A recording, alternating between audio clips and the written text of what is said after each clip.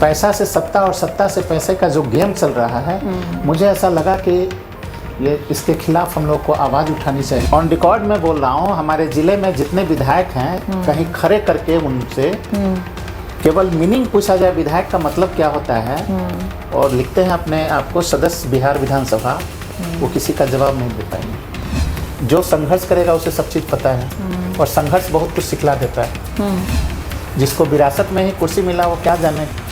लोग हैं सो कोई मोदी के नाम पे, तो कोई लालू जी के नाम पे लोग जीत रहे हैं।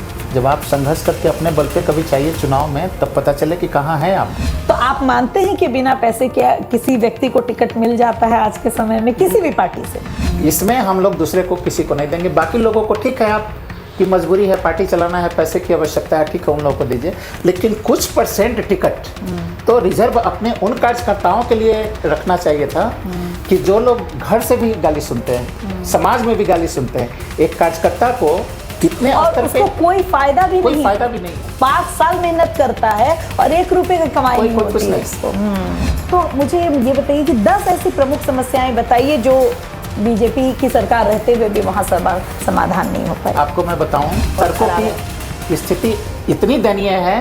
हम पूरे चैलेंज के साथ मैं बोलता हूं कि पूरे बिहार में जितने डिस्ट्रिक्ट हेडक्वार्टर टाउन है, उसमें सबसे बदतर अगर स्थिति है वो हाजीपुर शहर की है। एक ही पार्टी के विधायक लगातार किसी क्षेत्र में जीत रहे हो, तो पब्लिक, आम जनता को इससे कोई फर्क नहीं पड़ता है कि उसकी बुनियादी समस्याएं क्या है और वो आवाज उठाए? क्या उस किस चीज पर वोट देती है, जात के नाम पर या पार्टी के नाम पर? क्रोश इस बार मुझे 100%, चाहे किसी जाति किसी धर्म के मतदाता हो, हर मतदाताओं के दिल में इस बार बदलाव की बयार है और वो दिख रहा है।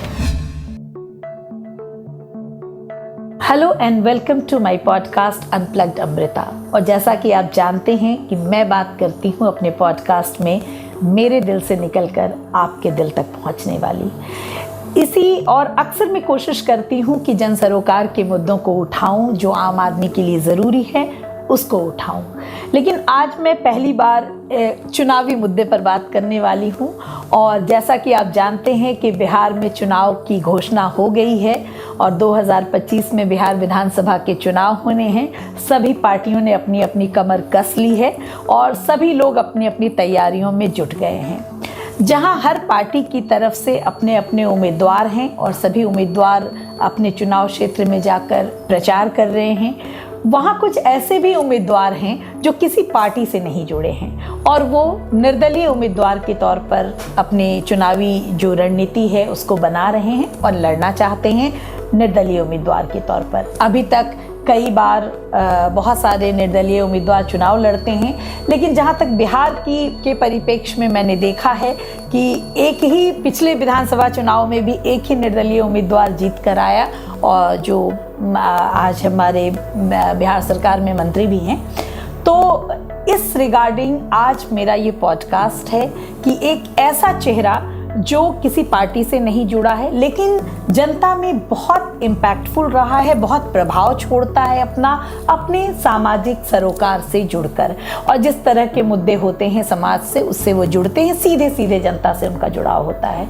मेरे साथ आज के पॉडकास्ट में हाजीपुर विधानसभा के क्षेत्र से एक प्रत्याशी हैं जिनका नाम है निशांत गांधी, जो आज मेरे साथ पॉडकास्ट में जुड़ेंगे और आज हम बात करेंगे एक निर्दलीय उम्मीदवार के तौर पर क्या क्या संभावनाएं होती हैं, क्या क्या समस्याएं होती हैं, क्या क्या चुनौतियां होती हैं चुनाव लड़ने में, और चुनावी मुद्दे किस तरह से एक निर्दलीय प्रत्याशी को प्रभावित करते हैं और उसका क्या इम्पैक्ट होता है।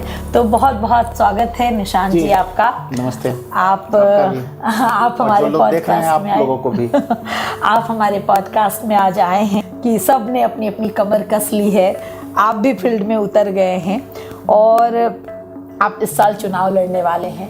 तो जो सबसे पहला सवाल ये उठता है कि आपकी जो पृष्ठभूमि है वो क्या है? क्या वो आप एक राजनीतिक पृष्ठभूमि परिवार से आते हैं इसलिए आपको इतना हौसला है कि आप निर्दलीय उम्मीदवार के तौर पर भी मान्यता आपको मिलेगी, या फिर आपको लगता है कि अगर सही मुद्दे हों या सही तरीके से चुनाव लड़ा जाए तो कोई ज़रूरी नहीं है कि राजनीतिक पृष्ठभूमि के लोग भी चुनाव में ही जीतते हैं? तो आप अपनी पृष्ठभूमि के बारे में बताइए।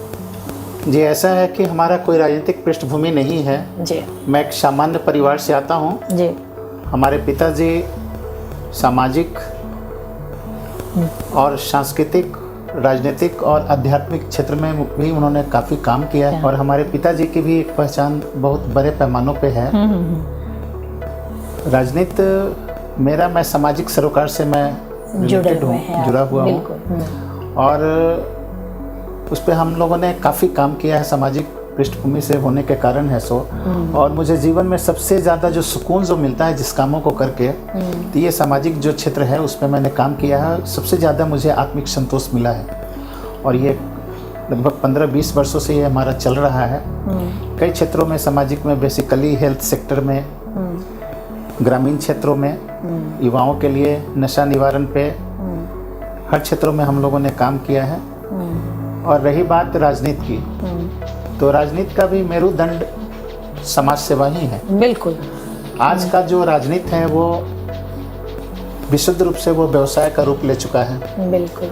और चुनाव सिर्फ इसलिए लड़ते हैं कि अभी जो व्यवसायिक जो दृष्टिकोण हो गया है, सभी राजनीतिक दल 90 दशक के बाद आप देखेंगे कि अब किसी भी दल में कार्यकर्ता बहुत कम रह गए हैं। और कम होने का जो मूल कारण है कि चुनाव के वक्त ये सभी पार्टियां अपवाद को छोड़ दें तो सभी लोग उम्मीदवार के तौर पे उस समय धन पशुओं को, बड़े लोगों को ही अपना उम्मीदवारी देते हैं। पहले क्या होता था कि हम लोग बचपन में देखा करते थे कि कोई नेता बड़ा सादगी से अपना पूरा राजनीतिक उनका दौर चला और उनके जो कर्मठ कार्यकर्ता जो होते थे, रिटायरमेंट के बाद उनको हाथ पकड़ कर के आगे लगते थे। अब 90 के दशक के बाद अब देखेंगे कि जो नेता लोग जो हैं रिटायरमेंट के बाद अपनी बीवी को, बेटा को, पुतों को, कार्यकर्ता सारे लोग हाशिए पे चले गए। वही परिवारवाद हावी हो गया। और परिवारवाद में भी वो भी तब ठीक होता कि जब कुछ परसेंटेज जो टिकट है कार्यकर्ता स्तर के लोगों को अगर मिलता, जमीनी स्तर पे मिलता, तो निश्चित रूप से कुछ ऐसा बदलाव की गुंजाइश होती।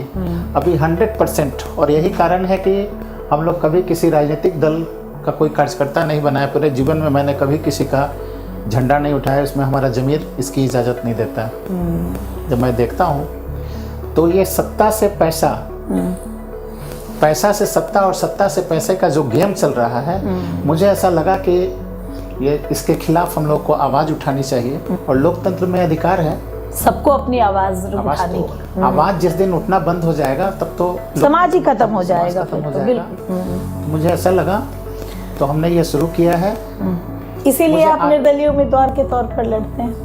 मैं लड़ता हूँ, राजनीति में अपनी बात रखते हैं, लोगों को जगाने का काम करते हैं। हम इतना ज़रूर जानते हैं कि जो जनप्रतिनिधित्व है समाज का आईना होता है, एक दर्पण होता है। समाज को सही दिशा को देने के लिए एक अच्छे जनप्रतिनिधि की आवश्यकता है। जो मुझे लगता है कि मैं जो देख रहा हूँ हाजीपुर में, हम बचपन में हम भी वामपंथी आंदोलन से जुड़े रहे हैं। मैं AISF से छात्र राजनीति क्लास चौथी में, अच्छा, क्लास चौथी में मैं हाजीपुर में सरकारी स्कूलों में मैं पढ़ा हूँ। और क्लास चौथी में पानी को लेकर के हम लोग सड़क पे उतरे थे। और मुझे उस समय जब सड़क पे उतरे थे, उन बच्चों को पता नहीं था कि DM कार्यालय किधर होता है और कचहरी किधर होता है। लोगों से पूछ करके DM तक चले गए थे। क्या बात है, मतलब बचपन से ही आप राजनीति से प्रेरित रहे? और बहुत सारे राजनेताओं को चूँकि पढ़ने की अभिरुचि अभी भी है, तो हमारे यहाँ हाजीपुर में कई क्रांतिकारी नेता रहे हैं। किशोरी प्रसन्न सिंह उनका नाम एक हाजीपुर तो छाप है किशोरी प्रसन्न सिंह जी का। बिल्कुल। उनके बारे में आज भी लोग याद करते हैं। वो लोग जमीनी लीडर हुआ करते थे, जनहित की बातों को रखते थे। खास करके दीप बाबू जैसे लोग, किशोरी प्रसन्न सिंह जैसे लोग, अक्षय बट्रा जैसे लोग, उन्हीं का जीवन, उनका जो राजनीतिक जीवन जो था, कहीं ना कहीं हम पे वो काफ़ी वो छाप छोड़ा। और यही कारण मैंने राजनीति में अपना जो आपने योगदान दिया है कि मुझे राजनीति में आना है।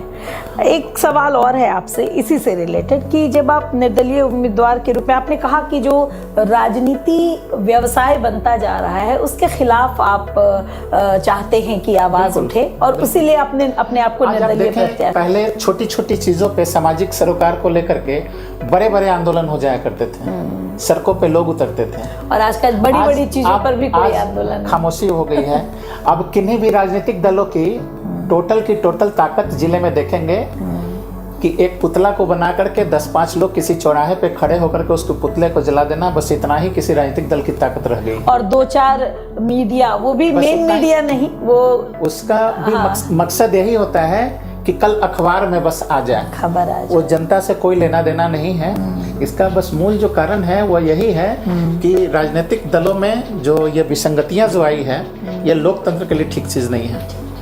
आज सारे जो भी समर्पित जो कार्यकर्ता जो राजनीतिक क्षेत्र में जो आना चाहते थे, वो सारे लोग धीरे धीरे हाशिया पे चले गए। अब जो लोग वही लोग हैं जिनको कहीं ना कहीं कुछ लगता है कि कुछ हम पा लेंगे, कुछ लोभ है या लाभ है उनको, लोभ और लाभ में ही फंसे हैं। एग्जैक्टली, ये मैं एग्री करती हूँ इस बात से। बिल्कुल लोभ और लाभ में ही फंसे हैं, और यही कारण है कि ये राजनीति बिल्कुल दलदल।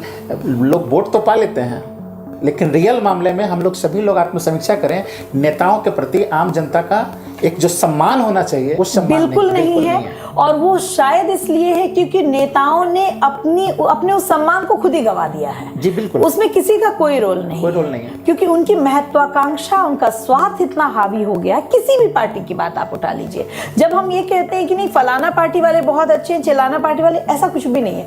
हर प्रत्याशी सिर्फ अपने फायदे के लिए चुनाव लड़ रहा है, और कहीं ना कहीं वो ये सोच रहा है कि यार जीत जाएंगे फिर क्या बिगाड़ लोगे मेरा।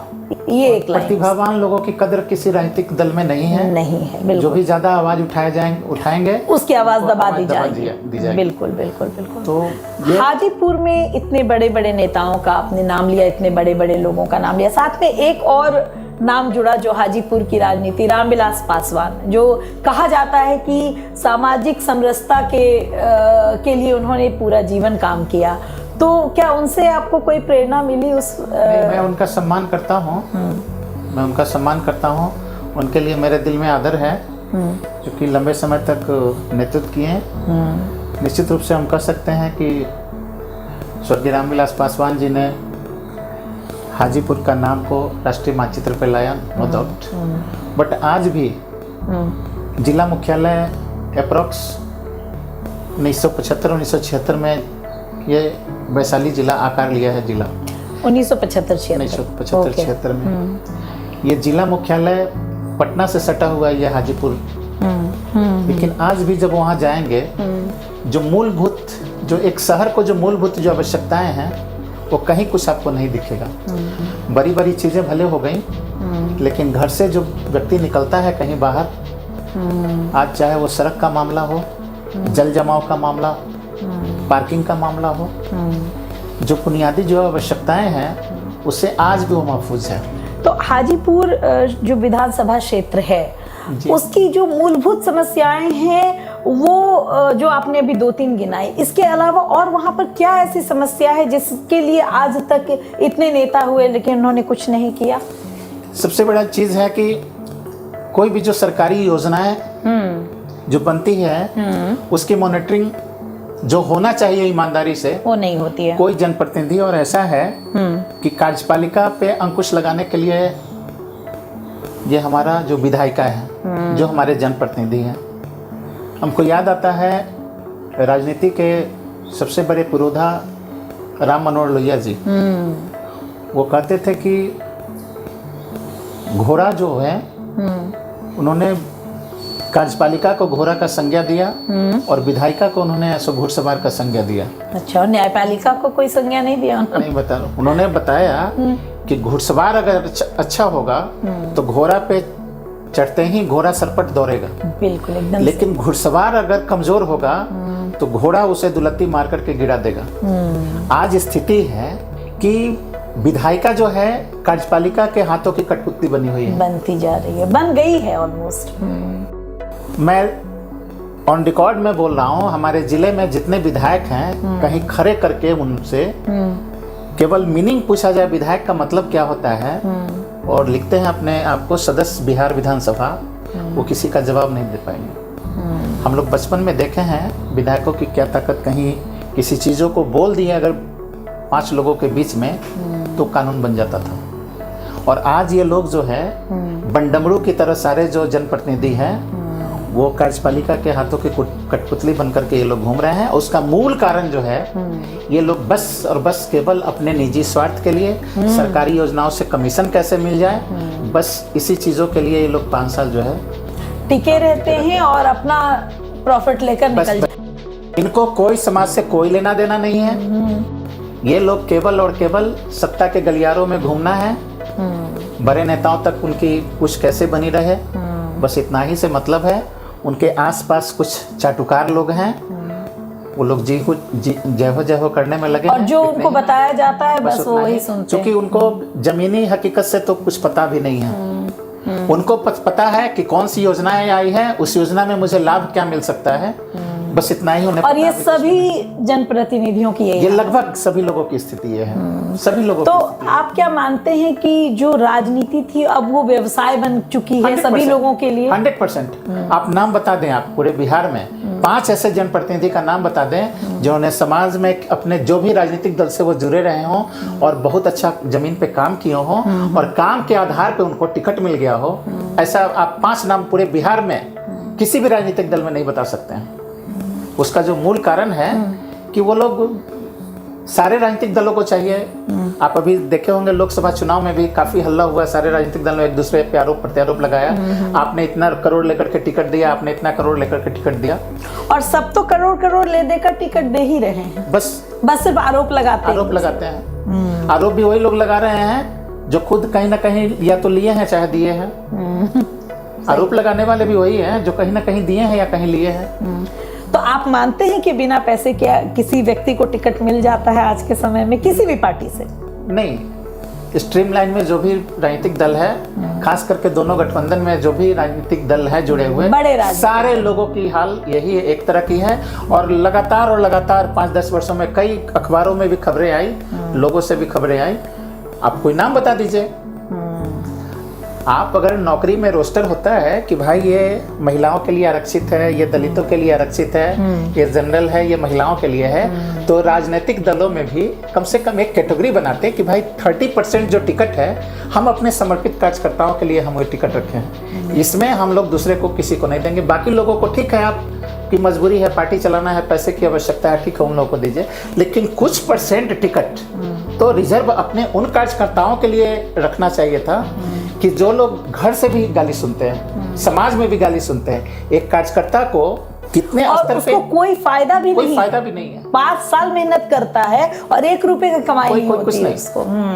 और ये लोगों तो ये जो है ये बहुत लोकतंत्र के लिए बहुत ही खराब चीज है और ये खतरा है ये।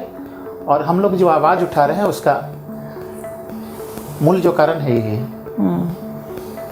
अगर मैं हाजीपुर की प्रमुख समस्याओं के बारे में आपसे सवाल करूं तो 10 ऐसी कौन सी समस्याएं हैं जो 1975-76 के बाद आज भी मौजूद हैं हाजीपुर में और किसी राजनेता ने उसका कोई समाधान नहीं किया, चाहे वो किसी भी पार्टी से रहा हो? क्योंकि एक ही पार्टी का लगातार वहां बहुत सालों से ये रहा है। मुझे लगता है बीजेपी वहां की 2000 से है, 2000 से लगातार वहां जीत रही है।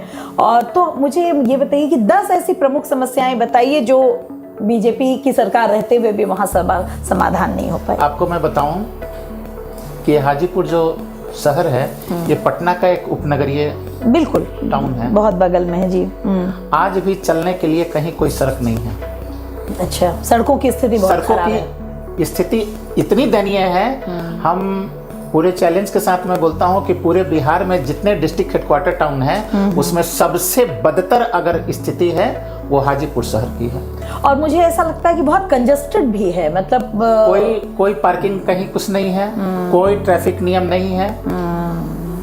गाड़ियां कहीं से आ रही हैं, उनको लगाने के लिए कोई जगह पार्किंग तो होना चाहिए। नहीं, वहाँ पे जो नगर परिषद है वो भी केवल कमाने के लिए है। उन लोगों ने जन सुविधाओं का कहीं कोई ख्याल रखा ही नहीं कभी। दूसरी बात आपको बता दूं कि हाजीपुर में सबसे बड़ा जो एक समस्या है जल जमाव का। जल जमाव एक बहुत बड़ी आबादी लगभग 3-4-5 महीने वो जल जमाव से। तो ये जल जमाव क्या बाढ़ की वजह से जो गंगा में पानी आता है या नॉर्मल? केवल बारिश का पानी।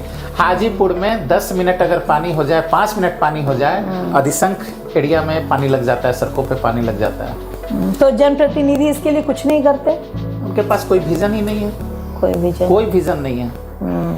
कोई विजन ही नहीं है। बेरोजगारी की क्या स्थिति है? बेरोजगारी, पलायन, कई ऐसे मुद्दे हैं। इस बार का चुनाव एक बहुत बड़ा मुद्दा बनने जा रहा है कि भाई बिहार में पलायन बड़ी समस्या है।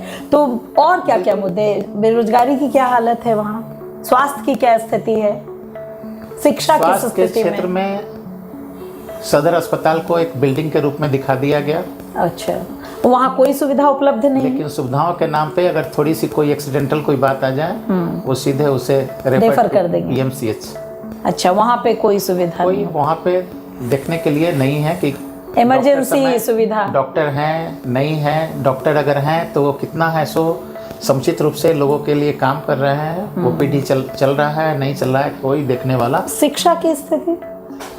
शिक्षा की स्थिति आपसे भी छुपी नहीं होगी। शिक्षा की जो हालात है वो किसी से छुपा नहीं है। हाल के दिनों में केवल एक हैवक क्रिएट करके टीचर भले समय पे स्कूल जा रहे हैं, लेकिन वो भी डर से एक गुणवत्तापूर्ण जो शिक्षा होना चाहिए वो बच्चों को तो मिल नहीं रहा। लेकिन अभी जो BPSC के थ्रू जो टीचर्स जा रहे हैं वो तो अच्छी क्वालिटी के टीचर जा रहे हैं, तो वहाँ कुछ बदलाव नहीं दिख रहा है अभी?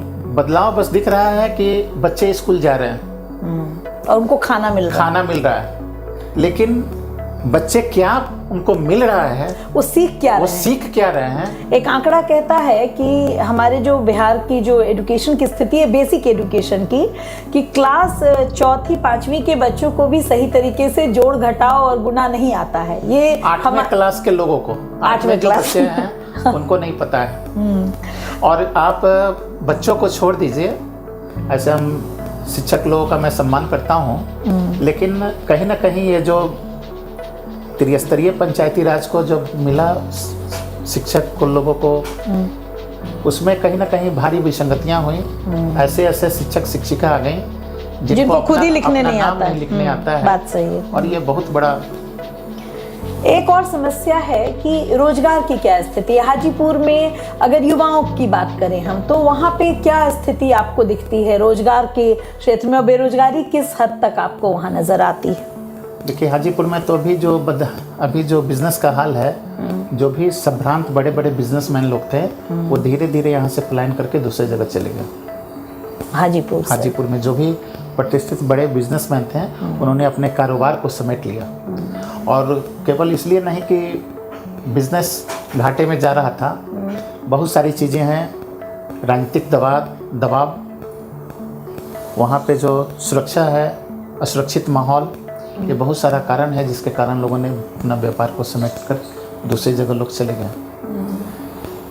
युवाओं की स्थिति है कि जो भी लोग अभी गांव में मैट्रिक कर लिया, जितनी ट्रेनें यहाँ से जो खुल रही हैं, वो सारे युवा यहाँ से पलायन करके रोजगार के चक्कर में बाहर जा रहे हैं। 10,000 रुपया के लिए वो लोग त्रिपुर, सबसे ज़्यादा वैशाली जिला में सुनेंगी, त्रिपुर जगह है तमिलनाडु में, जहाँ पे कुछ ये हौजरी कपड़े टेक्सटाइल का बहुत बड़ा हब है जी। वहाँ पे लोग जा रहे हैं। किसी भी सरकार और जनप्रतिनिधि इसके लिए किसी तरह का कोई कदम नहीं उठाया गया। हम लोग के यहाँ एक रसवंती किसानों के लिए बहुत फायदेमंद, एक रसवंती काफ़ी नाम हुआ था, रसवंती फैक्ट्री, और वो बंद हो गई और आज तक उस पर दूसरे को दे दिया गया। वो फैक्ट्री भी बंद हो गई।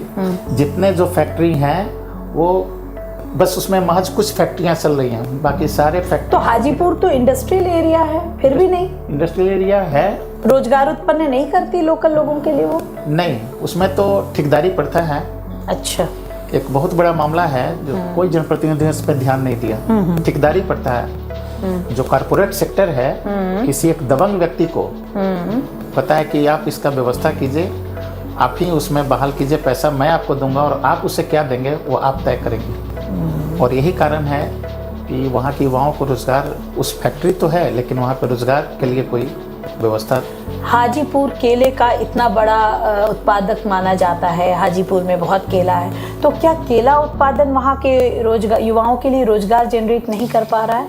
और केला उत्पादन से कोई फायदा नहीं है वहाँ पे लोगों को? इसके लिए सरकार को कुछ जो योजनाओं को लाना चाहिए था जनप्रतिनिधियों को। केला से बहुत सारी चीज़ों का निर्माण होता है, रॉ मटेरियल, वही तो केला बहुत बड़ी, लेकिन लोगों को जानकारी नहीं, जानकारी के अभाव के कारण उचित दाम भी नहीं मिल पाता है। क्योंकि अगर साउथ की बात करें जहाँ केला बहुत होता है, वहाँ तो केले की चिप्स की इतनी डिमांड होती है और इतने लोग वहाँ पे जॉब कर रहे हैं, केले से बहुत सारी चीज़ें बनाई जाती है और केले का हर पार्ट यूज़ होता है, तो वो वहाँ के जनप्रतिनिधि कुछ नहीं करते। यहाँ पे बस उस थंब को मवेशियों को काट करके खिला दिया जाता है, उसका कोई उसका दूसरा कोई यूज़।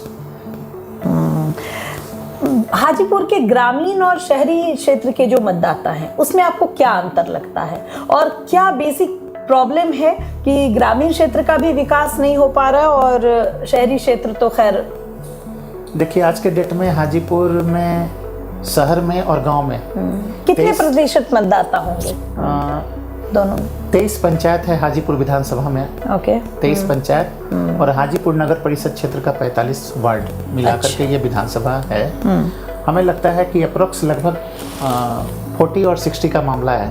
अच्छा, 40% जो वोटर हैं हाजीपुर नोटिफाइड एरिया में रह रहे हैं, नगर परिषद क्षेत्र में, और 60% जो वोटर हैं वो गाँव में हैं। तो दोनों की समस्याएं भी अलग अलग होंगी?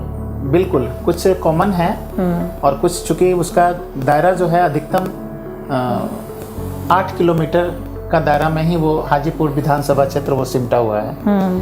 पूरब, उत्तर, पूरब और उत्तर 8 किलोमीटर में वो फैला हुआ विधानसभा क्षेत्र है। हाजीपुर में जैसे जो मैंने बताया कि एक दूसरी एक बहुत बड़ी बात आपको मैं बताऊं कि सुप्रीम कोर्ट का, हाई कोर्ट का और राज्य सरकार का भी गाइडलाइन है कि जो सड़कें बनती हैं, कि जो सड़क एक बार ढाला गया है, सीमेंटेड जो रोड्स ढाली गई है, उसको दोबारा उसके ऊपर से नहीं ढालना है, ये नियम बने हैं। अच्छा, हाजीपुर शहर में 15 साल पहले जो भी घर सड़क से ऊंचा था, आज लगभग घर सड़क से नीचा हो गया और सड़क ऊंची होती चली गई। उस पे जो गाइडलाइन बने थे उसको सारे लोगों ने, जो भी ठेकेदार हो, ये नेता लोग हों, चाहे कार्यपालिका प्रशासन के लोग हों, इन लोगों ने किसी ने ध्यान नहीं दिया और इन लोगों के आपसी गठजोड़ में ये धीरे धीरे सड़कें ऐसे ऐसे उठती चली गई और घर नीचा होता चला गया। तो इसका नुकसान क्या हो रहा है? एक बड़े पैमानों पे, जहाँ पे पहले घर का पानी नाला से निकल के नाला में जाता था, वो अब जल जमाव का कारण बन, घर में पानी आ रहा है। ये बहुत बड़ी बात, बहुत बड़ी समस्या है जिसपे किसी ने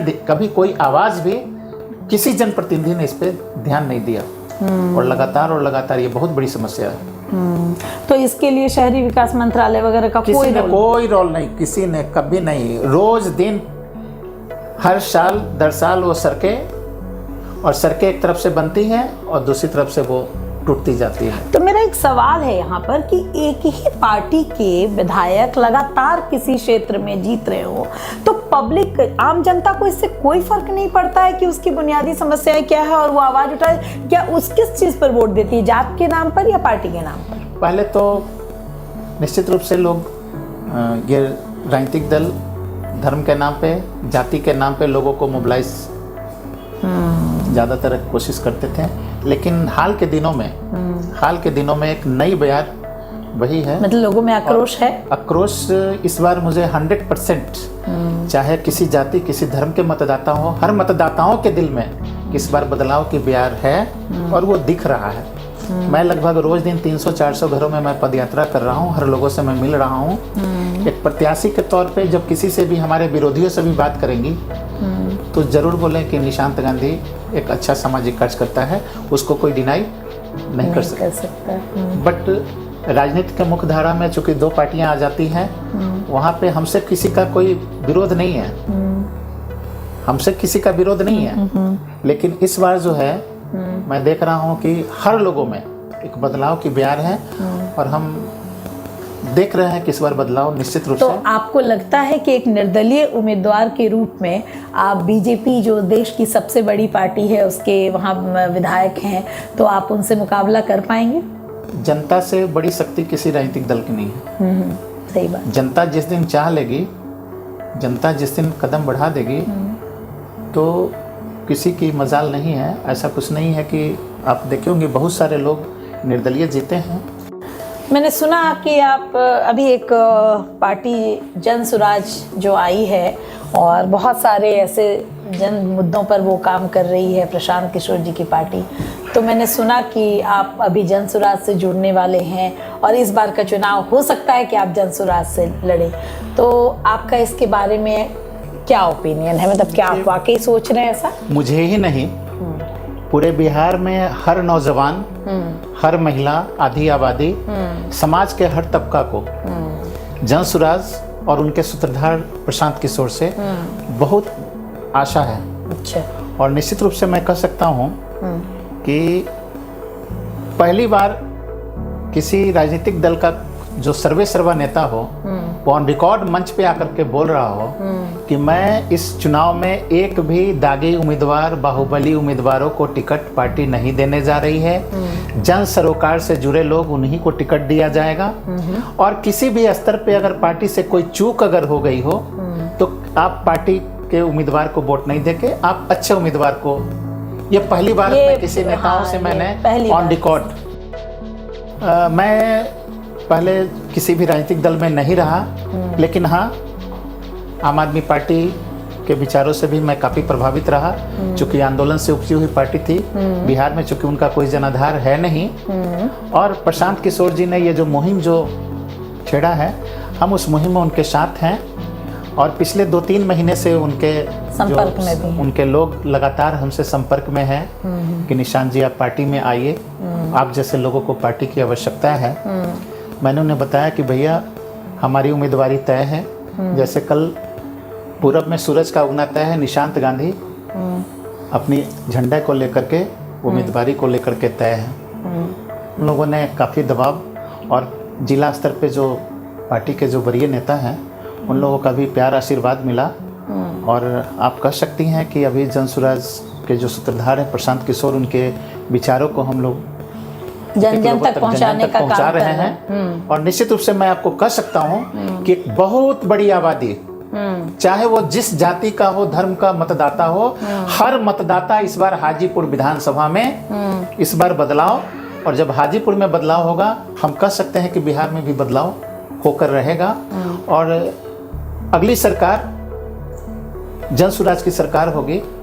अच्छा, आप मानते हैं कि जन सुराज की सरकार बन सकती है? बिल्कुल। अच्छा, जमीन पर इतनी पकड़ है उनकी? बिल्कुल। तो इतनी बड़ी पार्टियों के बावजूद आपको लगता है इन पार्टियों को केवल और केवल धन बल और जाति बल के अलावा इन लोगों के पास जमीन पे कहीं कुछ नहीं है? आकर के देख ले, चूंकि मैं एक सामाजिक कार्य करता हूँ, हम तो रोज 15 साल से गांव गलियारों में रोज मैं घूमता हूँ। अभी 6 महीने से पूरे विधानसभा के हर घरों में मैं जा रहा हूँ, खुद रोज दिन 200-300 लोगों तक मैं खुद व्यक्तिगत। तो लोग जन सुराज से कनेक्ट कर रहे हैं? बिल्कुल बिल्कुल। प्रशांत किशोर जी को जानते हैं उसका जो बिल्कुल जानते हैं, और उसका जो मूल कारण है कि इन दोनों गठबंधन के जो उम्मीदवार जो होते हैं वो ऐसे नकारे उम्मीदवार हैं जो चुनाव के बाद कहीं कोई दिखते उगते नहीं है। इन लोगों से भरोसा बिल्कुल खत्म हो चुका है इन लोगों का, और एक आशा भरी निगाह इन लोगों की तरफ ऐसो जनसुराज की तरफ लोग देख रहे हैं। और यही कारण है कि बहुत बड़ा तबका, आप जितने 40 से नीचे के जितने यंगस्टर हैं, सारे लोग एक ही नाम जनसुराज, और सभी लोग कहते हैं कि जनसुराज का कोई उम्मीदवार होगा तो निशांत गांधी होगा। अच्छा, ये लोग बोलते हैं कि जनसुराज को कोई उम्मीदवार होना चाहिए तो निशांत गांधी होना चाहिए। इस बार लगता है कि निशांत गांधी निश्चित रूप से निकलेंगे, हम लोग उनके साथ रहेंगे। मेरा एक सवाल है यहाँ पर, आपने बहुत अच्छी बात कही। अभी आपने कहा कि प्रशांत किशोर जी कहते हैं कि जो दागी उम्मीदवार होंगे उनको वो टिकट नहीं देंगे, ठीक है। बिहार के चुनाव की या पूरे देश की चुनाव की बात करें तो हमारे यहाँ चुनाव 2 चीज़ों से लड़ा जाता है, या तो जातीय समीकरण पर लड़ा जाता है, या तो धन बल पर लड़ा जाता है, और या तो गुंडई के बल पर लड़ा जाता है, और ये 3 चीज़ें हैं। निशांत गांधी एज अ उम्मीदवार धन बल से कितना संपन्न है, और आप दागी उम्मीदवार में से आपका नाम नहीं आता है और जातीय समीकरण प्रशांत किशोर जी के एजेंडा में नहीं है। तो इस पूरे तीनों चीजों को मिलाने के बाद आप अपने आप को कहां पर पाते हैं बिहार की राजनीति में एज अ प्रत्याशी?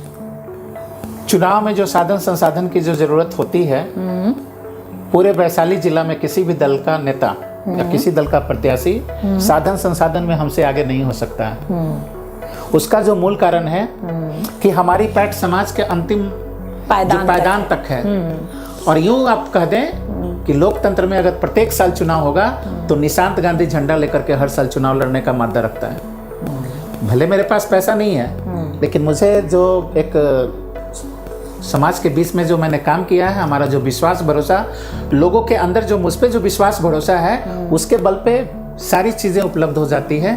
और हम एक बार जब हम हाथ फैला दें तो पैसे की ज़रूरत, पैसे की कहीं कोई कमी नहीं, किसी चीज़ की कमी नहीं है, वो सारी चीज़ उपलब्ध है मेरे पास। लेकिन अच्छे उम्मीदवार तो इसलिए हार जाते हैं क्योंकि आखिरी दिनों में जब चुनाव का आखिरी समय आता है तब या तो पैसे के बल पर पार्टियां खेल कर देती हैं, या फिर जो जातीय समीकरण है, तो हाजीपुर विधानसभा क्षेत्र का जातीय समीकरण आपके लिए कितना सुटेबल? इस विधानसभा चुनाव में कोई जाति बल नहीं चलेगा। अच्छा, न दारू किन बल मुद्दों चलेगा। पर चुनाव लड़ा जाए? कारण क्या है कि पहले लोग विकल्पहीनता के कारण लोग ऐसे नकारे लोगों को भी चुन लेते थे। अच्छा, सारे विकल्प समाप्त हो गई, जनता बिल्कुल हताश निराश होकर के अब केवल निकला है कि हमें कुछ बेटर करना है।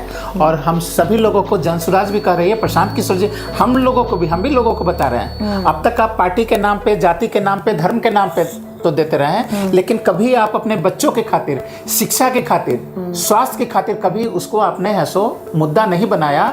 यही कारण आप चुनाव के बाद आप लोग हताशा निराशा में रह जाते हैं, जनता हार जाती है और ये जो दलीय जो नेता हैं ये लोग चुनाव जीत करके केवल उस खेल में लग जाते हैं। लेकिन पूरे देश में मोदी जी की एक ऐसी लहर है जिसमें लोगों के दिमाग में ये बात है कि अगर मोदी जी रह गए तो मोदी जी की पार्टी के उम्मीदवार अगर जीतेंगे तो मेरे विधानसभा क्षेत्र का ज्यादा विकास हो जाएगा।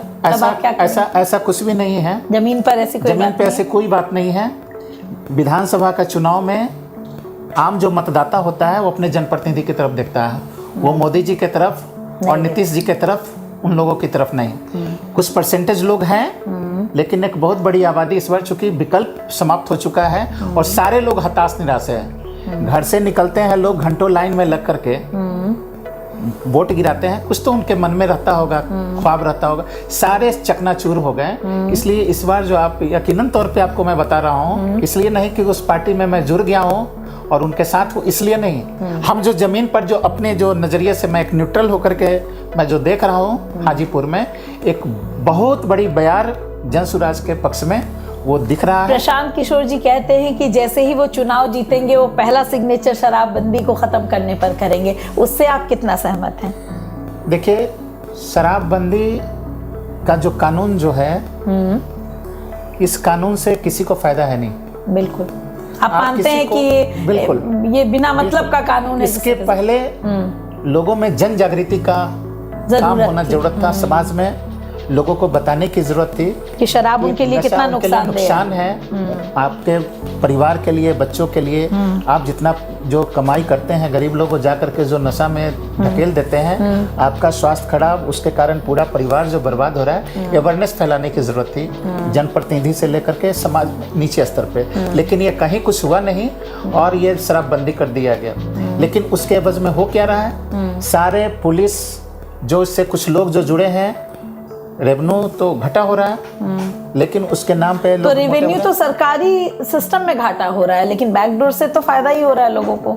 सुनने में आता है कि जो 1 रुपए में 10 रुपए में शराब मिलती थी वो 100 रुपए में मिल रही है। तो क्या ऐसा शराबबंदी कहीं से जायज नहीं कर सकते? ऐसे शराबबंदी तो मतलब आप शराबबंदी कानून को खत्म करने का समर्थन करते हैं? हम चाहते हैं कि शराब लोग ना पिए, शराबबंदी हो, लेकिन इस कानून का एक बार पुनर्निरीक्षण होना चाहिए। इसमें क्या कुछ किया जाए जिससे कि सबसे ज्यादा मैं देख रहा हूँ कि जेलों में आप जाएंगे तो गरीब लोग जेल में जा रहे हैं। आप कोई हाई प्रोफाइल लोगों को नहीं देखेंगे कि शराबबंदी में वो जेल गया हो।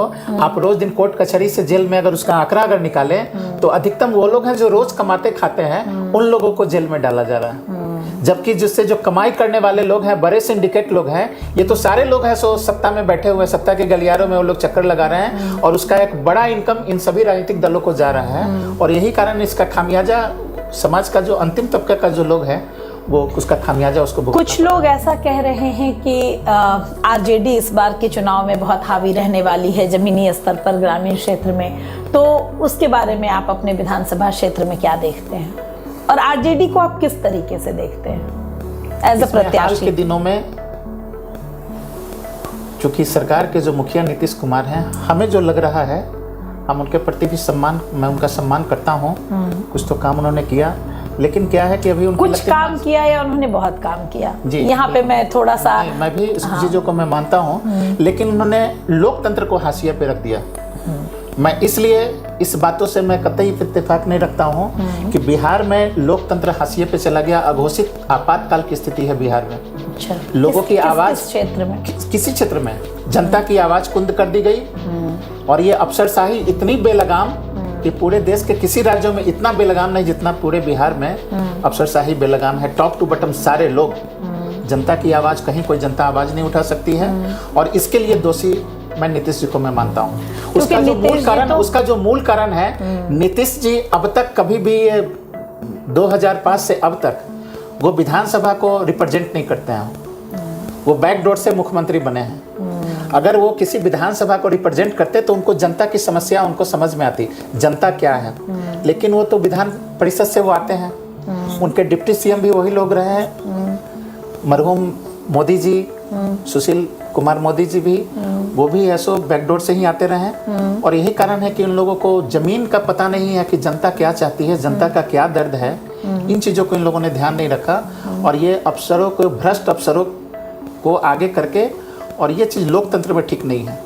काम होना एक अपनी जगह पे है, लेकिन आप जनता की आवाज को कुंद कर दें, ये लोकतंत्र के लिए ठीक चीज नहीं है। क्राइम की स्थिति जो बहुत बुरी हो गई और नीतीश जी के बारे में कहा जाता है कि उन्होंने सुशासन की व्यवस्था की और जब आरजेडी था तो जंगल राज था, तो उस पॉइंट ऑफ व्यू पर नीतीश जी आरजेडी के साथ भी रहे और नीतीश जी बीजेपी के साथ भी हैं। तो जो अभी जो खराब स्थिति है कानून व्यवस्था की, मुझे लगता है कि वैशाली जिले में सबसे ज्यादा घटनाएं क्राइम होती हैं और अक्सर वो न्यूज में आता है। तो उसके बारे में आप क्या कहते हैं कि आखिर क्यों ये गठबंधन भी फेल हो गया सुशासन को? मैं पहली बार जब आरजेडी के शासन से लोग कहीं ना कहीं उबे हुए थे तो लोगों ने नीतीश जी को चुना और निश्चित रूप से कह सकते हैं कि 2005 से 2010 का जो कार्यकाल था नीतीश जी का, वो एक बेहतर कार्यकाल था, इसे कोई डिनाई नहीं कर सकता है। लेकिन बाद में जो हालात है, रियल मामलों में जिसको जंगल राज कहा जाता था, पहले जो छोटी छोटी घटनाएं होती थी उसको अखबारों में बड़े रूप दिए जाते थे, उसी को बड़े रूप दिए जाते थे। और अभी बड़ी बड़ी घटनाओं को आज के डेट में बड़ी बड़ी घटनाएं जो है उसको छोटा करके उसको सुशासन दिखाया जा रहा है। लेकिन रियल मामलों में सबसे बदतर स्थिति अभी पूरे बिहार में, कहीं कोई जो लॉ एंड ऑर्डर का जो मामला है ये बहुत बद से भी बदतर है, कहीं कोई सुरक्षित नहीं है। आप स्टेट हेडक्वार्टर पटना की बात कर लें, रोज हत्याएं हो जा रही हैं, कहीं कोई देखने वाला नहीं है, सुनने वाला नहीं है। एक जो इकबाल था सरकार का, वो इकबाल समाप्त हो गया। आप मानते हैं कि जनसुराज के आने से इन सब चीजों में बदलाव आएगा? बिल्कुल। देखिए, कोई जनप्रतिनिधि अगर सजग होगा, राज्य का मुखिया अगर सजग होगा और उसके पास विजन होगा तो निश्चित रूप से बदलाव हो सकता है। लोग कहते हैं बदलाव, बिल्कुल हो सकता है। आप देख लीजिए, अभी जो सरकार ने 400 रुपया वृद्धावस्था पेंशन था, ये अचानक ये जो 1100 रुपया हुआ है, ये चुनाव के वक्त ही क्यों हुआ? आप उसका जो मूल कारण है कि चाहे विपक्षी हो, जनसुराज के प्रशांत किशोर जी हो, इन लोगों ने लगातार जब मांग किया तो दबाव में, और आप यकीनन तौर पे मान लीजिए कि सत्ता को पता है कि हम इस बार जा रहे हैं, इसलिए आनन फानन में हर कैबिनेट मीटिंग में ये लोग कुछ ना कुछ लेकर के फैसला लेकर के, ताकि कुछ वोटों को हम प्रभावित कर पाएं। लेकिन हमें लगता है कि कहीं कुछ इससे होने वाला नहीं है। और एक बहुत इम्पोर्टेंट घटना जो घटी पिछले कुछ दिनों में, SIR का मुद्दा, ये जो हो रहा है, जो वोट लोगों को हटाया जा रहा है, लगभग 65-66 लाख लोगों को का वोटर लिस्ट में नाम नहीं है, उनको इनवैलिड करार दे दिया गया है।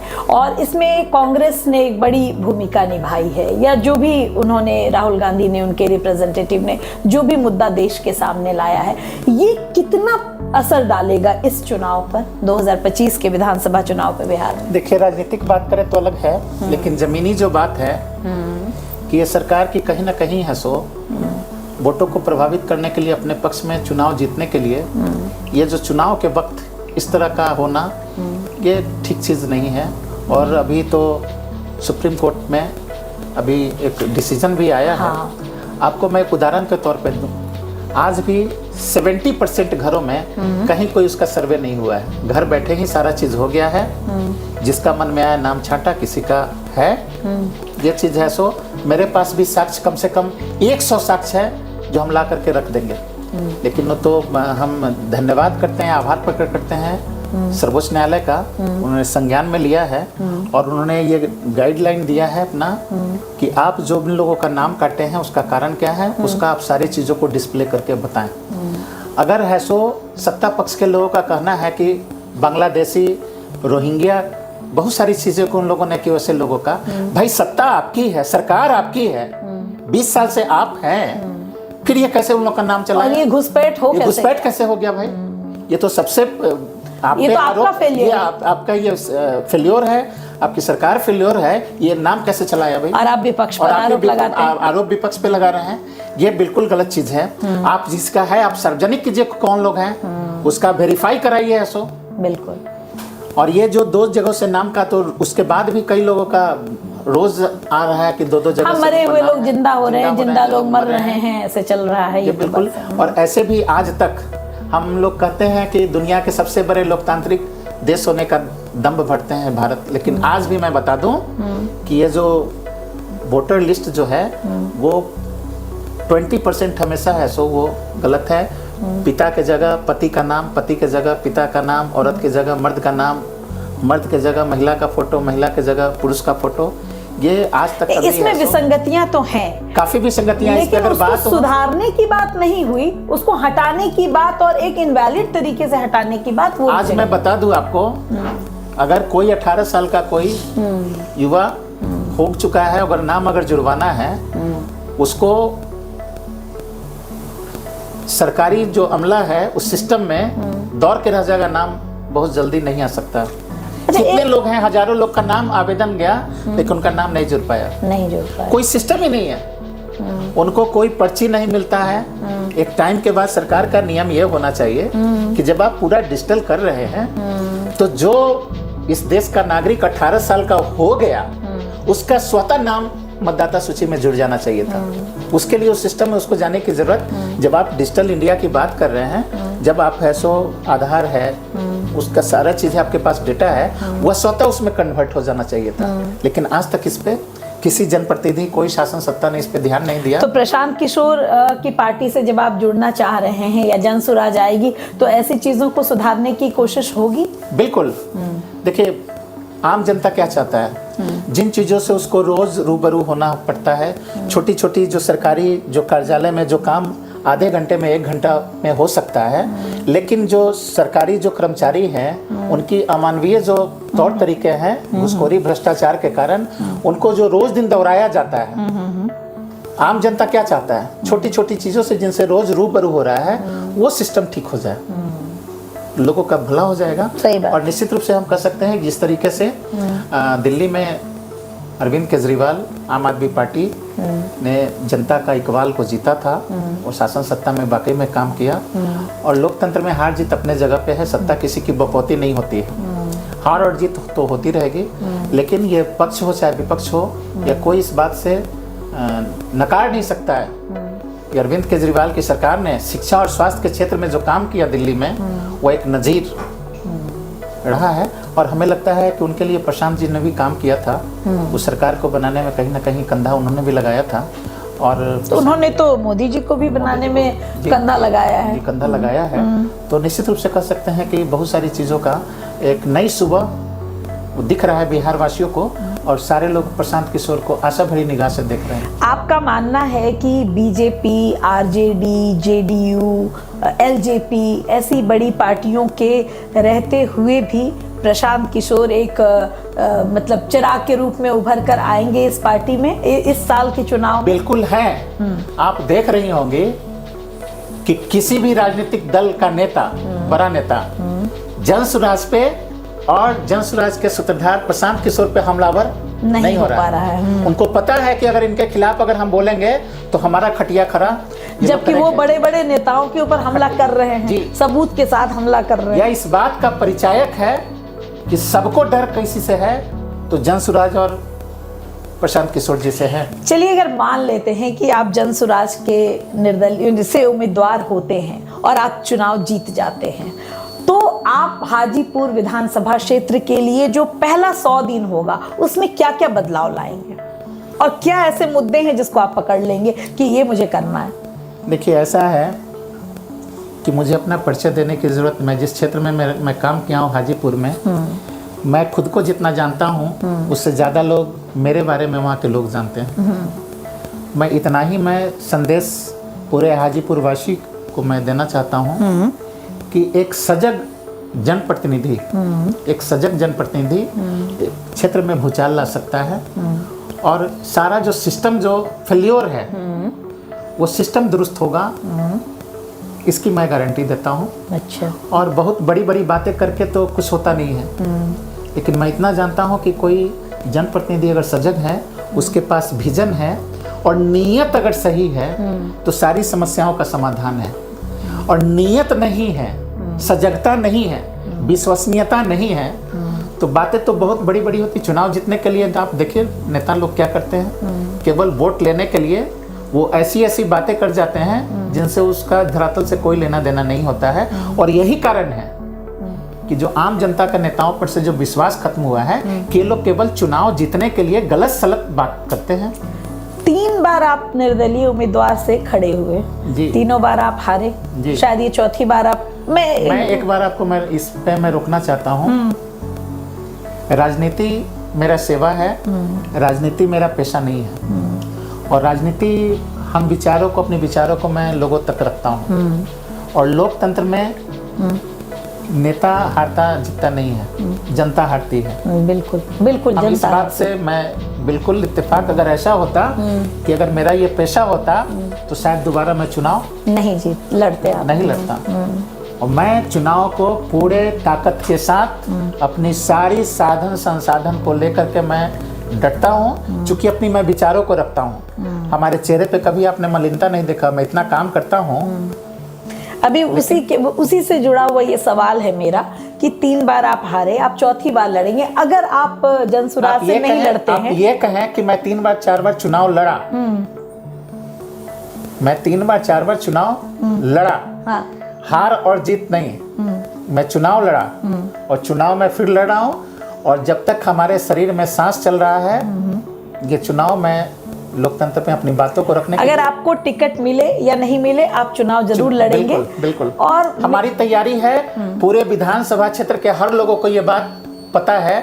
और ये 6 महीने से सारी तैयारी, ऐसे तो हमारा तैयारी, हमारी 3-4 गाड़ियां 12 महीने 5 साल वो घूमते रहता है। अभी मैं उसी पर आऊंगी कि चूंकि आप चुनाव लड़ना ये एक सीजनल काम है जो आप करते हैं, हमारा ना वो मंजिल है ना मेरा मकसद है। बिल्कुल बिल्कुल बिल्कुल। विधायकी हमारा मंजिल मकसद नहीं है, बिल्कुल नहीं है। आप सामाजिक पार्ट एक हो सकता है, एक सीढ़ी हो सकता है। मैं समग्र एक परिवर्तन चाहता हूँ, खास करके उन लोगों के युवाओं, जो महिलाएं हैं, जो हाशिए पे है, जो रोज है सो उस सिस्टम में कहीं ना कहीं लोग जो पिस रहा है उसकी आवाज कोई नहीं सुन रहा है। आप उसकी आवाज बनना चाहते हैं, उसकी आवाज में बनना चाहता हूँ। निशान जी, मैं आपसे एक बात जानना चाहूंगी कि आप तो सामाजिक तौर पर बहुत सारा कार्य करते हैं और आपने स्वास्थ्य के क्षेत्र में या और भी बहुत सारे क्षेत्र में आपने काम किया है, तो आपकी जो सामाजिक पृष्ठभूमि है उसके बारे में ज़रूर बात करें ताकि लोगों को ये पता चले कि एक सही सामाजिक कार्यकर्ता जो होता है वही एक सही राजनेता बन सकता है, क्योंकि आम लोगों की समस्याओं से और उसके समाधान से जुड़ता है। तो पहले आप ये बताएं कि आपने सामाजिक क्षेत्र में इतने सालों में क्या क्या काम किया और क्या कर रहे हैं आप? कि पहले मैं बता दूं कि मैं बचपन से हमारा ड्रीम था कि अचानक कोई समाज सेवा में नहीं, बचपन से हमारा ड्रीम था कि हम सामाजिक हितों के लिए मैं काम करूं और लोगों का एक प्यार, आशीर्वाद, स्नेह साथ मिला। और मुझे बताने की ज़रूरत नहीं है कि निशांत गांधी को लोग क्यों जानते हैं, वो लोगों को पता है निशांत गांधी क्या है और किस रूप में जाने जाते हैं, इस रूप में भी लोग जानता है। आपके विधानसभा के क्षेत्र के लोग हर किसी से पूछेंगे, हमसे ज़्यादा वही लोग बताएंगे। ऐसा क्या कार्य आप करते रहे हैं? मैं कभी ऐसा कोई काम नहीं किया जो ये लगे कि हम किसी पर उपकार के भाव से मैं कभी कोई काम नहीं किया हूँ। मैं ऑलवेज मैं जब काम करता हूँ तो मुझे लगता है कि हमारा ये नैतिक धर्म है, हमारी एक जिम्मेवारी है, इसको करना चाहिए। जब आप किसी पे उपकार के भाव से जब काम कर रहे होते हैं तो भी लोग देखता है कि आपका मनसा क्या है, पता चल जाता है। लेकिन मैंने जब भी कोई भी काम हमारा वो सिर्फ सेल्फ सेटिस्फेक्शन के लिए मैं काम को करता हूँ और ये नहीं कि हम किसी को दिखलाने के लिए, अगर काम करते हुए कोई नाम हो जाए तो अच्छी बात है, लेकिन नाम के लिए कोई काम अगर हो, हमारे गुरुजी भी कहते हैं ऐसा काम नहीं करना। दूसरी चीज क्या है कि अनीति से प्राप्त सफलता की अपेक्षा नीति पे चलते हुए अगर मुझे असफलता भी हाथ लगता है तो मैं उसको सिरोधार्य करूंगा।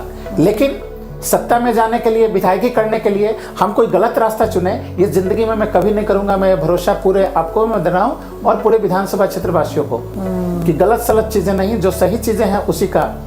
समाज सेवा का मामला है, अब तो मैं बता भी नहीं पाऊंगा मैं कितने काम किए हैं, हमारे जहन में भी नहीं है। लेकिन मुख्य जो कार्य आप करते हैं वो जरूर बताएं। मैंने आंखों के क्षेत्र में वैशाली जिला का मैं पहला हमारा ऑर्गेनाइजेशन है जो अंधापन नियंत्रण के क्षेत्र में इतना बड़ा काम शायद पूरे बिहार में किसी जिले में नहीं हुआ होगा। प्रज्ञा नेत्रालय के नाम से आप। और मेरा एक ड्रीम था, जब हम देखते थे कि गांव में लोग बड़े बुजुर्ग अपने घर में ही उपेक्षित हो जाते हैं। देखिएगा कि गांव में लोग है सो 4 बेटा है तो आपस में लोग है सो लड़ रहे हैं कि कौन ऑपरेशन कराएगा। उनको खिलाने के लिए है सो लोग सोचता है दवा दारू के लिए, और ऐसे में किसी का आँख खराब हो जाना, ये कहीं ना कहीं कई बार मैंने जब देखा तो हमारा दिल है सो कचोटा। और कितने लोगों का अभी तक आपने ऑपरेशन? 2 लाख से अधिक लोगों का, और लगभग 10 लाख लोग।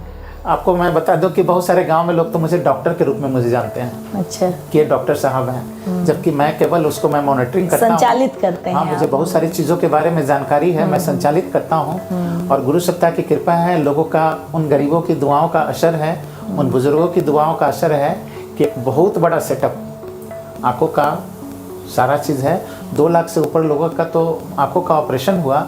और हमारा अभी लगभग 5 वर्षों से हमारा एक मोबाइल यूनिट है जो गांव-गांव में जाती है। नेत्र ज्योति सेवा, दृष्टि सबके लिए एक महाअभियान को मैंने शुरू किया।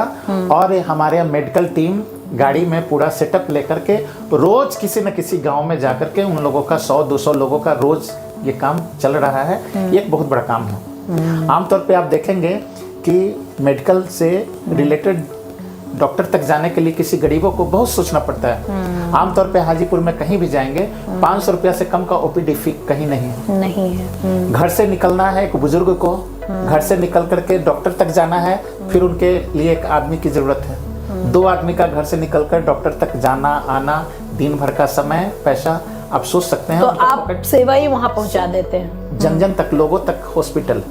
और इसमें आप लोग का प्यारा आशीर्वाद रहा, आपका नवस्थित फाउंडेशन, मैं Rotary Club Patna, Millennium, Medanta, इन लोगों ने भी काफ़ी मदद किया। अभी कुछ दिन पहले रोटरी क्लब पटना मिलेनियम ने मुझे लगभग 12-15 लाख की एक गाड़ी, जिसमें पूरा अत्याधुनिक उपकरणों से सुसज्जित वो मोबाइल यूनिट है, वो रोज़ कहीं ना कहीं वो जाता है, उस पर काम चल रहा है। हमने शिक्षा के क्षेत्र में भी, हमको लगता है कि लगभग 25,000 से अधिक स्कूली बच्चों को हमने क्विज कॉन्टेस्ट करा करके, जो भी प्रतिभावान लड़के लड़कियां, उनको एक बड़े मंच पे उन लोगों को पुरस्कृत कराया। अभी हम लोग ग्रामीण क्षेत्र में महिलाओं को बिल्कुल कम पैसे पे, आज एक बहुत बड़ा मुद्दा है कि वो जो माइक्रो फाइनेंस के नाम पे महिलाएं हैं सो शोषित हो रही है, उनके भी लिए हम लोग आवाज़ उठा रहे हैं। हम लोग है सो छोटे छोटे समूह को कुछ मदद करके, जैसे ब्यूटिशियन सेंटर, जो भी गरीब महिलाएं हैं उनको ब्यूटिशियन सेंटर, सिलाई कटाई सेंटर, कई ऐसे चीज़ों को हम लोग लगातार चला रहे हैं। महिलाओं को भी आत्मनिर्भर बनाने का प्रयास कर रहे हैं। अभी हम जब देखते हैं किसानों की तरफ, तो कहीं ना कहीं हम लोगों को मन में भी एक टीस होता है, उनके लिए जो कुछ चाहिए था वो नहीं कर पा रहे हैं। हम लोग जनप्रतिनिधि बनने के बाद एक किसानों की भी बहुत बड़े, चूँकि किसान से ही देश है, और उसके तरफ सरकार का जो होना चाहिए था ध्यान नहीं है। बात बड़ी बड़ी होती है। क्यों? सरकार तो किसान क्रेडिट कार्ड जैसी सुविधा दे रही है एंड ऑल दैट, बहुत सारी चीजें वो कहते हैं कि हम किसानों के लिए कर रहे हैं। जो चीज़ें सरकार घोषणा कर रही है उनका धरातल से कोई लेना देना नहीं होता है। सरकार तो कहती है कि माइक्रो, ये जो प्रधानमंत्री मुद्रा लोन, ये बड़े बड़े होर्डिंग, ये सारा बकवास। आप चले जाइए, उज्ज्वला योजना में सबको गैस मिला है, आप कह रहे हैं।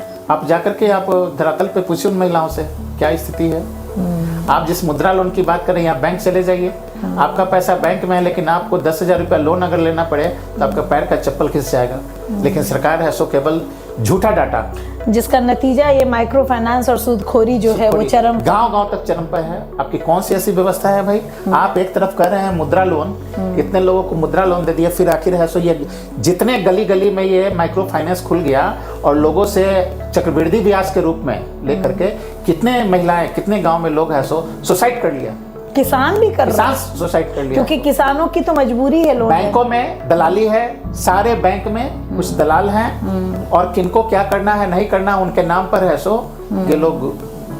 मुख्यमंत्री महिला लोन भी यहाँ हमारे बिहार सरकार ने चला रखा है। केवल अखबारों तक और लोगों को मंच तक, धरातल से कोई लेना देना नहीं है। चूंकि हमसे ज्यादा जमीन पे काम करने वाला मैं दम नहीं बढ़ता हूँ, लेकिन आप जहाँ के बारे में मैं गांव में लगभग रोज 500 लोगों से मैं रूबरू होता हूँ, तो गांव पे धरातल में क्या हो रहा है हमसे ज्यादा कम से कम कोई राजनेता वैशाली जिला में तो नहीं जानता है। वहां पे धरातल पे क्या हो रहा है ये मुझे पता है, और ये सिर्फ इसलिए पता है क्योंकि आप सामाजिक सरोकार से जुड़े हैं और सामाजिक कारणों से या सामाजिक कार्यों की वजह से आप लोगों तक लोगों पहुंच को एक पाते विश्वास भरोसा है मुझ पे कि शायद कुछ हमारी समस्याओं का समाधान हमसे जो कुछ हो पाता है मैं उनको दिशा निर्देशित करता हूँ। कुछ राह जो है मुझे जानता हूँ, मैं उन्हें बताता हूँ कि भाई इस काम को ऐसे नहीं करना है, कौन चीज कैसे हो सकता है, इन चीजों को मैं करता हूँ। तो आप मानते हैं कि अगर एक सही राजनेता बनना है तो सामाजिक रास्ते से गुजरकर सही राजनेता तैयार हो सकता है? उसी से हो सकता है। लेकिन हमारे यहाँ तो दबंगई से नेता तैयार होते हैं या पैसे के बल पे तैयार होते हैं। आप कर्पूरी ठाकुर जी के बाद आप कोई नेताओं के प्रति जो सम्मान नहीं, उसका कारण क्या है? अगर होता दबंगई से नेता तो बन सकते हैं, पद पा सकते हैं, सम्मान नहीं पा सकते हैं। पद पाना और सम्मान पाना ये बहुत बड़ी चीज, उसको ध्यान से सुनिएगा। पद तो आता रहेगा जाता रहेगा, उसके बाद कौन पूछ रहा है, लेकिन सम्मान जो है, और सम्मान किस लिए? आज भी कर्पूरी जी नहीं है, सबसे बड़े नेता थे, और आज भी लोग उनको सम्मान के साथ लोग नाम लेता है तो काम बोलता है। आपकी नियत, सम्मान कितना है? पद पा लेना तो बहुत आसान चीज है। तो हम लोग बात कर रहे थे कि ये जो नेता हैं इनकी जो रेस्पेक्ट है जो पहले की तुलना में अब तो बिल्कुल ही खत्म हो गई है। न जनता अपने प्रतिनिधि की इज्जत करती है और न प्रतिनिधि जनता की इज्जत करता है। तो ये कुछ सालों में बहुत ज्यादा डिटोरिएशन हुआ है, उसके पीछे आप क्या मानते हैं और क्या ये आगे चल के सही होगा या और खराब होगा राजनीति के नजर से अगर देखा जाए तो? देखिए, पहले लोग जो जन संघर्ष करके एक कार्यकर्ता स्तर से लोगों के बीच रह करके जन संघर्ष करके तब पार्टियां टिकट देती थी और लोग काम करते थे। जनता उनके लिए चंदा भी देती थी, वोट भी देती थी, नेता जनता के लिए काम करते थे। जो भी जनप्रतिनिधि होते थे वो जनता के प्रति वफादार होते थे। अभी क्या है, उसकी समस्या भी सुनते थे। अभी ये सब चीजें समाप्त हो गई। आजकल तो गाली देते हैं, मैं तो सुनती हूँ अक्सर फोन कॉल रिकॉर्ड आते हैं। अब क्या है कि पैसे के बल पे लोग टिकट ले रहे हैं और उनके दिमाग में है कि हम पैसे के बल पे चुनाव जीत लेंगे और पहले हम उतना पैसा वसूल लेंगे तब जाकर। हाँ, तो जीत लेने के बाद है सो वो लोग केवल उसका व्यवसायिक दृष्टिकोण, और यही कारण है कि जनता का विश्वास, रियल मामलों में जनप्रतिनिधि का काम है समाज को दिशा निर्देशित करना, बुराइयों से छुड़ा करके अच्छाइयों की तरफ उनको अग्रसर करना एक सही जनप्रतिनिधि का काम यही है। लेकिन आज के दौर में वो बिल्कुल और बिल्कुल समाप्त हो चुका है। और हमें लगता है कि अभी जो दौर 2025 का जो चुनाव है वो एक बहुत बड़ा मैसेज बिहार के लिए, जनता के लिए तो है ही, लेकिन और जो राजनीतिक दल जो ये पैसे के खेल में जो लगे हैं उनको भी कहीं ना कहीं इस बार इस चुनाव में सोचना पड़ेगा। तो आपको लगता है कि प्रशांत किशोर जी के आने से ये मुद्दे जो हैं वो बदले हैं एकदम अचानक से? बिल्कुल। आप देखेंगे कि जब 2014 में दिल्ली में आम आदमी की सरकार आई थी तो बहुत सारे राज्यों में उनके जो काम थे उसको उन लोगों ने अब धरातल पे लाने का काम किया कि बिना काम का अब हम चुनाव नहीं जीत सकते हैं। अरविंद केजरीवाल ने भी दिल्ली में बताया था कि केवल आप ऐसो बड़ी बड़ी ऐसो बातों से आप चुनाव नहीं जीत सकते हैं, आपको धरातल पे आना होगा। तो ये 2014 में शुरू हुआ था दिल्ली में। 2025 में जो मुझे वो जो स्पष्ट दिख रहा है बिहार में, ये बिहार में जन सुराज के माध्यम से ये लग रहा है इन नेताओं के लिए, राजनीतिक दलों के लिए भी एक खतरा है। अब इन लोगों को समझना पड़ेगा कि केवल ये जो जाति और धर्म के आधार पे लोगों को बांट करके जो राज कर रहे हैं वो दिन अब शायद लगने वाला है बिहार में। मतलब आप मानते हैं कि जाति धर्म की राजनीति कमजोर पड़ेगी? बिल्कुल। और विकास के मुद्दे जो हैं वो आगे आएंगे। जो कुंद पर गया था विकास का जो मुद्दा, अब वो विकास और काम जो है ना वो हमें लगता है कि मतलब पलायन, बेरोजगारी और जो लोकल समस्याएं हैं वो सब मुद्दे हावी होंगे इस चुनाव। बिल्कुल बिल्कुल। और उसमें कहीं ना कहीं इस बार है सो जातीय मुद्दा, धार्मिक मुद्दा गौन होगा। अच्छा। और सब पे भारी है सो काम का जो मुद्दा है, स्वास्थ्य शिक्षा का जो मामला है ये निश्चित रूप से हावी होगा। अगर ऐसा होता है तो समझिए कि आम लोगों के लिए एक बहुत बड़ी राहत की बात होगी, क्योंकि मुझे ऐसा लगता है कि राजनीति के इस चक्रव्यूह में आम जनता ऐसी फंसी है कि वो जात और धर्म से बाहर ही नहीं निकल पा रही। एक महज औपचारिकता, आप इतना भी चुनाव आयोग खर्चा करने के बावजूद, इतना जन जागरण के बावजूद अब वोटों का प्रतिशत जो वोटिंग को है उसका प्रतिशत देखें बहुत कम है। और ग्रामीण क्षेत्र में तो फिर है। शहरी क्षेत्र में तो बहुत ही कम है। लोग उसका मूल जो कारण है आम जनता को कहीं ना कहीं मन में लग गया है कि ये जनप्रतिनिधि हमारे लिए काम और वो उदासीन हो गए। एक औपचारिक भर ये लोग ऐसे बूथ पे जाते थे वोट गिराने के लिए, उनको मालूम था जा तो रहे हैं, जिसके लिए भी जा रहे हैं होना कुछ नहीं है। इस मिथक को इस बार तो फिर वो आखिरी वक्त में किस आधार पे वोट कर देते हैं जाकर, और वहीं से फिर खेल बिगड़ जाता है। ये लोग जात के नाम पर कर देते हैं। जा करके बस वहां पे जब कुछ नहीं दिखता है तो कहीं जा करके लोग वोट डाल के चले जाते हैं। बस यही मामला है। हाजीपुर में इतने सालों से बीजेपी जीतती आ रही है और आपके हिसाब से उन्होंने कोई काम नहीं किया, बिहार तो ये बिहार में जो सबसे बड़ा खेल है, आप ध्यान दीजिएगा, आरजेडी की जो गठबंधन है उनके नेता मुसलमानों को, बीजेपी सत्ता में ना जाए मुसलमानों को डरा करके अपनी तरफ वोट लेते हैं। और बीजेपी तमाम मुसलमानों को या यादवों को भी कि बीजेपी आ जाएगी तुमको खा जाएगा, डरा करके वो वोट ले रहे हैं। हाँ, मुसलमानों को कुछ ज्यादा। और ये जो गठबंधन है ये अन्य लोगों को कि वोट मुझे दो नहीं तो लालू जी आ जाएंगे, तो फिर तुम्हारा यही खेला केवल चल रहा है। और लोग केवल वोट लेने के लिए गलत एक मैसेज दे करके और लोगों में दहशत फैला करके, इन दोनों के बीच में आप एक पार्टी को भूल गए, लोजपा भी है बीच में, आपके सांसद वहां से। ये लोग केवल उनका क्या, वो किस आधार? सारे लोग ये गठबंधन में बस उसी पर ये लोग खेलते हैं, कहीं ना कहीं जाति का गोलबंदी करके लोगों को दहशत फैला करके फलाना चीज आ जाएगा, इसलिए वो लोग है सो वोट लेता है। लेकिन यह मिथक इस बार 2025 के चुनाव में बिहार विधानसभा में इस बार मतलब आप मानते हैं कि जन सुराज ने जो मुद्दे उठाए हैं वो जाति, धर्म और भी बहुत सारी ओछी राजनीति के जो मुद्दे रहे हैं उससे ऊपर है। जी बिल्कुल, ऐसा है कि राजनीति में स्तर तो लगातार और लगातार गिरता चला गया। आप जब देखेंगे नेताओं का जो कोई डिबेट होता है उनका स्तर क्या होता है? नहीं, वो तो आपस में एक दूसरे को मारपीट करते हैं ना। आप बताइए कि राजनीति कहाँ चला है? गाली गलौज, व्यक्तिगत आरोप प्रत्यारोप, यही राजनीति। ये लोकतंत्र के लिए बिल्कुल ये गलत चीज है और हम लोग इसका विरोध करते हैं। राजनीति में समर्थन और विरोध अपने जगह पे है, लेकिन मर्यादा में रह करके कोई चीज हो तो वो बेहतर होता है।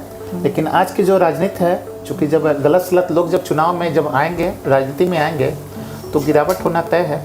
एक मेरा व्यक्तिगत सवाल है आपसे कि तेजस्वी यादव के बारे में मैं बात करना चाहूंगी। तेजस्वी यादव मुझे लगता है वो लालू जी के बेटे हैं, वो एक अपना मुद्दा है। वो उनके बारे में कहते हैं 9वीं फेल है, वो भी एक अलग मुद्दा है। लेकिन मैंने अभी तक जो उनका भाषण सुना या उनकी जो बातें सुनी, चाहे विधानसभा में आकर, मैं उनको देखती हूँ कि वो कभी किसी के लिए अपशब्द नहीं बोलते हैं। वो बहुत ओछी जो राजनीति जिसको हम कहते हैं उस तरह का कमेंट नहीं देते हैं। तो बिहार की राजनीति में आप तेजस्वी यादव को किस तरीके से आंकते हैं, और क्या आपको लगता है कि आने वाले समय में ये लड़का आगे बढ़ जाएगा या बहुत अच्छा करेंगे? लोकतंत्र में सबको अपनी बात को रखने का अधिकार है, लेकिन उसकी एक सीमा है, मर्यादा है, बात रखने का एक तरीका है। रही बात तेजस्वी जी की, निश्चित रूप से राजनीति में विपक्षी नेता प्रतिपक्ष हैं, तो अपनी बातों को रखते हैं, वो एक अच्छी चीज़ है। और गाली गलौज नहीं होना चाहिए। और कोई भी जनप्रतिनिधि अगर इस तरह से कर रहे हैं, ये बिल्कुल गलत चीज़ है। ये कभी भी ऐसा नहीं होना चाहिए। एक और युवा नेता है रामविलास पासवान के बेटे चिराग पासवान। अभी तक मैंने उनको धर्म और जाति वगैरह की राजनीति के बारे में अभी कभी तक मैंने उनका स्टेटमेंट नहीं सुना। उनको बिहार की राजनीति में आप कहाँ पर देखते हैं? आपको क्या लगता है एज ए प्रत्याशी? देखिए, इन लोगों ने कभी भी संघर्ष तो देखा नहीं है। जो पासवान जी ने जो देखा होगा संघर्ष, जो लालू जी ने जो संघर्ष देखा वो तेजस्वी जी नहीं देखा। जो पासवान जी ने संघर्ष किया वो चिराग जी नहीं देखे होंगे। जो संघर्ष करेगा उसे सब चीज़ पता है, और संघर्ष बहुत कुछ सिखला देता है। जिसको विरासत में ही कुर्सी मिला वो क्या जाने, लोगों का जन भावना क्या जाने। लोग हैं सो कोई मोदी के नाम पे तो कोई लालू जी के नाम पे लोग जीत रहे हैं। जब आप संघर्ष करके अपने बल पे कभी चाहिए चुनाव में, तब पता चले कि कहाँ हैं आप। प्रशांत किशोर जी के बारे में कुछ विपक्षी पार्टियां कहती हैं कि वो एक कॉरपोरेट पार्टी चला रहे हैं। इसके बारे में, चूंकि आप उस पार्टी से चुनाव भी लड़ सकते हैं, तो क्या वो कॉरपोरेट पार्टी चला रहे हैं या वाकई में जन जागरूकता के लिए काम कर रहे हैं? हमारा उससे कोई इत्तेफाक नहीं रखता है कि किस तरह का पार्टी चला रहे हैं। अगर गलत कर रहे हैं, शासन सत्ता आपकी है, आप उसकी जांच कराइए ना। आप उनके खिलाफ कार्रवाई करिए, जांच कराइए ना। वो लगातार हमलावर हो रहे हैं आप पर। ये सब चीज़ें बिल्कुल गलत चीज़ें हैं। वो व्यक्ति जब कई नेताओं को और पार्टियों को सरकार बनाने में अपना कंधा लगा सकता है, तो उसके पास विजन है। वो सारी चीज़ों को छोड़ करके वो संघर्ष का रास्ता अपनाया है, तो ये तो बहुत अच्छी बात है। और ऐसे लोगों को राजनीति में आने की जरूरत भी है। बिल्कुल आना चाहिए, बिल्कुल आना चाहिए। और ये बहुत अच्छा संदेश है, खास करके हाल के दिनों में जब युवाओं से जब बात करेंगे गांव में, तो आप उनकी खुशी का पारावार आपको नहीं मिलेगा। आप किसी धर्म जाति के बच्चों से पूछिए, कहेगा प्रशांत किशोर। क्या बात है, मतलब ये लहर है। जी। निशांत भी आप लड़िएगा जनसुराज से, निशांत भी आप जनसुराज से लड़िएगा, और आपके लिए वही पार्टी है। तो निश्चित रूप से कहीं ना कहीं कोई उम्मीद जगी है। और ये लोग दोनों गठबंधनों से ये लोग बिल्कुल खिन्न हैं। इन लोगों ने देखा है कहीं इन लोगों से कुछ होने वाला नहीं है। ये लोग केवल चुनाव के वक्त बड़ी बड़ी बातें करते हैं, चुनाव के बाद कहीं कुछ नहीं होता है। इसलिए इस चुनाव में आप देखेंगे कि शायद निश्चित रूप से कह सकते हैं कि अगली सरकार वो जनसुराज की होगी। बहुत शुभकामना है आपको, और मैं चाहूँगी कि अगर आपको इतना विश्वास है, इतना कॉन्फिडेंस है, तो आप मेरी बेस्ट विशेज़ है कि आप जनसुराज से चुनाव लड़ें। अगर जनसुराज आपको टिकट देती है, और अगर वो टिकट नहीं भी देती है, तो एक निर्दलीय ईमानदार छवि वाले उम्मीदवार के तौर पर आप ज़रूर चुनाव लड़ें। और मुझे पूरी उम्मीद है कि अगर आपका विज़न ऐसा है तो आप बहुत अच्छा करेंगे अपने क्षेत्र के लिए। हाजीपुर विधानसभा क्षेत्र में हर किसी को पता है निशांत गांधी की उम्मीदवारी किस रूप में है। जनसुराज को लेकर के हर किसी को मालूम है कि निशांत गांधी लड़ेंगे।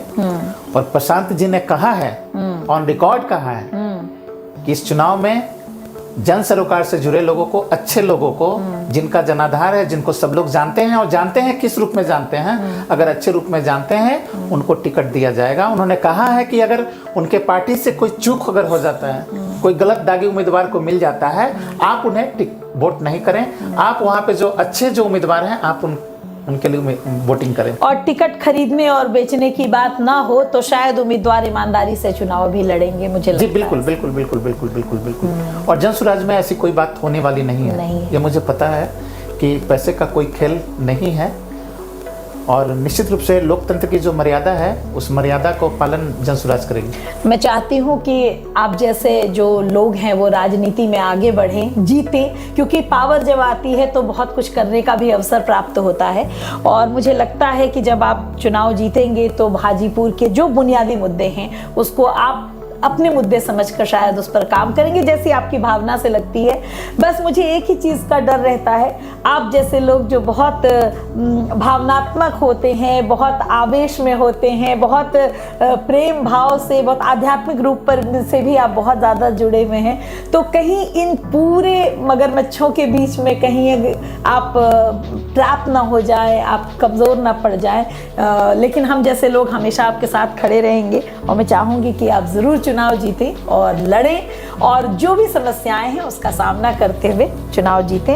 आप अपनी तरफ से हाजीपुर की जनता के लिए ज़रूर कोई मैसेज छोड़ें ताकि आपने जो एक बात कहा है, आपको मैं बता दूं कि मैं आध्यात्मिक क्षेत्र से भी हूँ जी। और बचपन से लेकर अब तक कोई ऐसा दिन नहीं कि हमारा बिना साधना का हमारा दिनचर्या शुरू होता नहीं है जी। और हमारे गुरु पंडित श्री राम शर्मा आचार्य जिनके विचारों को आत्मसात करते हुए मैंने दीक्षा लिया है।